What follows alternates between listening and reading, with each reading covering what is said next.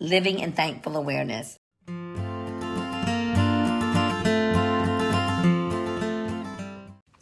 God, I want to live daily in thankful awareness of your presence, each day waking up more thankful than the day before, living and letting go of limiting beliefs that will never serve God, me, or my world, celebrating and claiming those things I know to be true about my abilities and my future, focusing wholly on what I can do and will do to make this life sweet and joyful.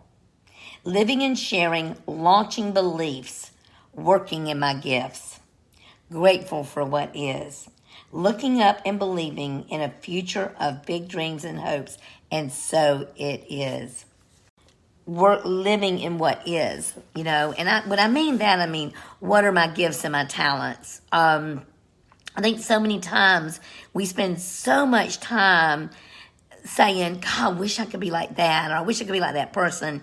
And one of the things I think I've talked to you about before that I did was I am not the most organized person on the planet.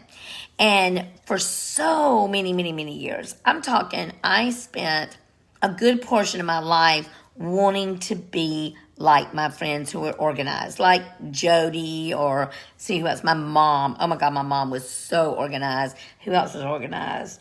Christy's organized. Christy Quantis. Lacey was a little bit more like me. Now, she was better than me, but, who isn't? But she was more like me as far as organization.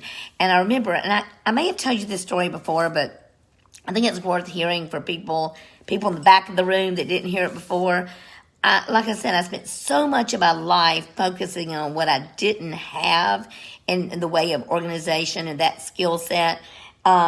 And my mother one day looked at me, and I think I was in my 30s. I had to be in my 30s. So you imagine every year in school when they had that little drill where you wrote your affirmation, or you wrote your New Year's resolution. Mine was to get organized. Every single year I was going to be organized. I was going to do this. I was going to do all that. That's what it was. It was what I wasn't. And so my mother finally, I think I was about 30, and she looked at me, and I was talking to her about the plight of that. Like, I felt so badly. And she said, honey, she said, listen, I would trade my organization for your heart.